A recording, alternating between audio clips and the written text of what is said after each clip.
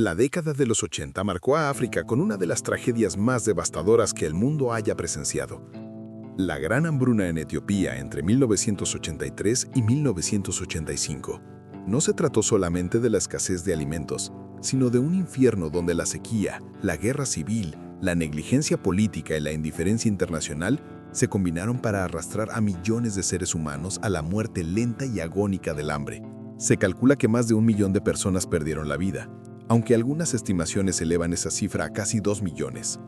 La hambruna etíope se convirtió en símbolo de dolor colectivo, y las imágenes de niños esqueléticos con vientres inflamados y miradas apagadas recorrieron el mundo entero, estremeciendo conciencias, aunque demasiado tarde para salvar a tantos. Etiopía era, en aquellos años, un país marcado por la inestabilidad. El emperador Haile Selassie había sido derrocado en 1974 y un régimen militar conocido como el Derg, encabezado por Mengistu Haile Mariam, tomó el poder. Prometían igualdad y justicia, pero instauraron un gobierno autoritario y brutal. Las políticas colectivistas impuestas a la agricultura, junto con una guerra interna contra movimientos separatistas en Tigray y Eritrea, sumieron al país en una espiral de miseria y represión.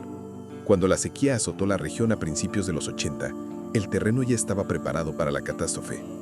Las reservas eran escasas, la infraestructura agrícola estaba destrozada y el gobierno priorizaba la guerra sobre la supervivencia de su pueblo. La sequía arrasó los campos, el suelo se agrietó, los ríos se secaron, las cosechas no germinaban. En las aldeas, el ganado murió primero.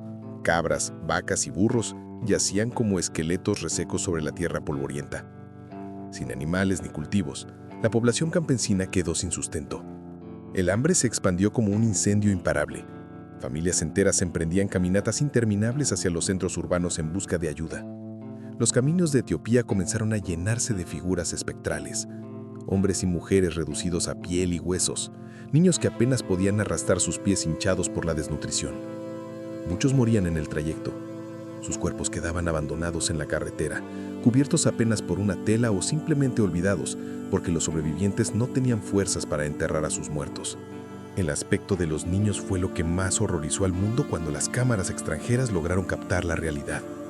Niños con cabezas grandes desproporcionadas por la desnutrición, ojos hundidos y apagados, piel pegada a los huesos, vientres inflamados por el kwashiorkor, una enfermedad causada por la falta de proteínas. Su llanto era débil, muchas veces sustituido por un silencio inquietante porque ya no tenían fuerzas ni para llorar. Madres desesperadas sostenían a bebés que morían en sus brazos sin poder hacer nada. En los campos improvisados de ayuda, miles de pequeños se alineaban en catres de madera o en el suelo de tierra, esperando un poco de comida o agua, aunque para muchos ya era demasiado tarde. El gobierno del Derg, lejos de reaccionar con urgencia, utilizó la crisis como arma política. Mientras millones morían de hambre, el régimen bloqueaba la llegada de ayuda internacional a las regiones donde los rebeldes tenían fuerza, como Tigray. Mengistu priorizaba la guerra sobre la vida de su gente. Incluso obligó a la reubicación masiva de comunidades campesinas en nombre de un programa de villagización, lo que provocó más muertes, pues muchas familias fueron arrancadas de sus tierras y trasladadas a lugares donde no había infraestructura ni alimentos. El hambre fue también un instrumento de control, un castigo para quienes se oponían al régimen. Esa indiferencia cruel agravó aún más el sufrimiento. El mundo, en un principio, permaneció indiferente.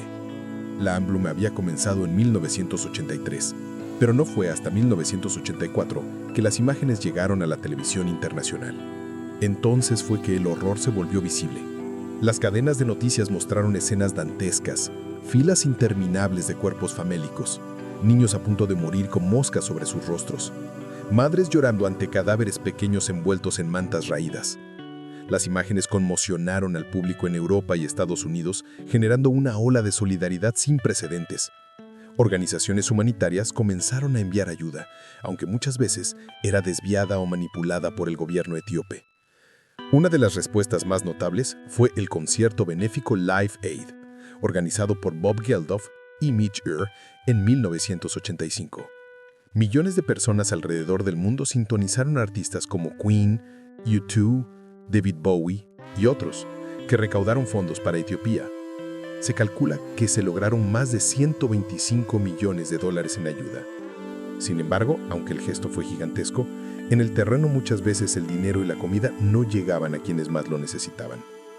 Parte de la ayuda fue manipulada por el régimen, utilizado como propaganda o incluso vendida en el mercado negro.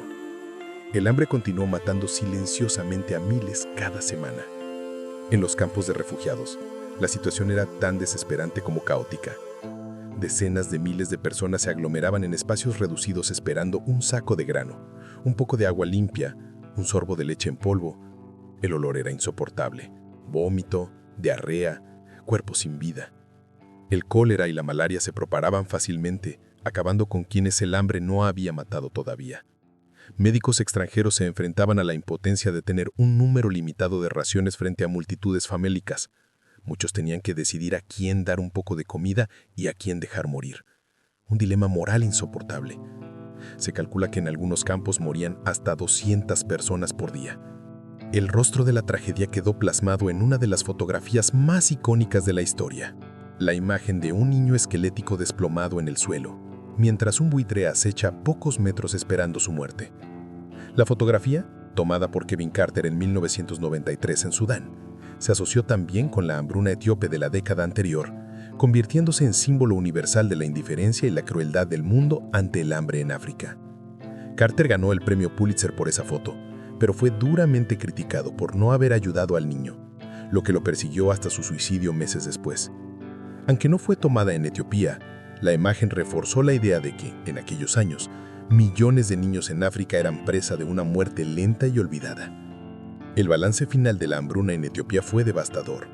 Más de 1 millón de muertos, millones más desplazados, comunidades enteras destruidas.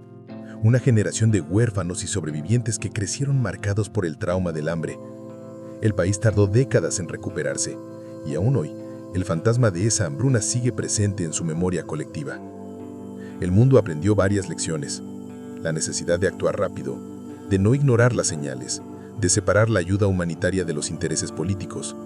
Pero también quedó la amarga verdad de que muchas veces la tragedia pudo haberse evitado si no fuera por la indiferencia y la mezquindad de los líderes.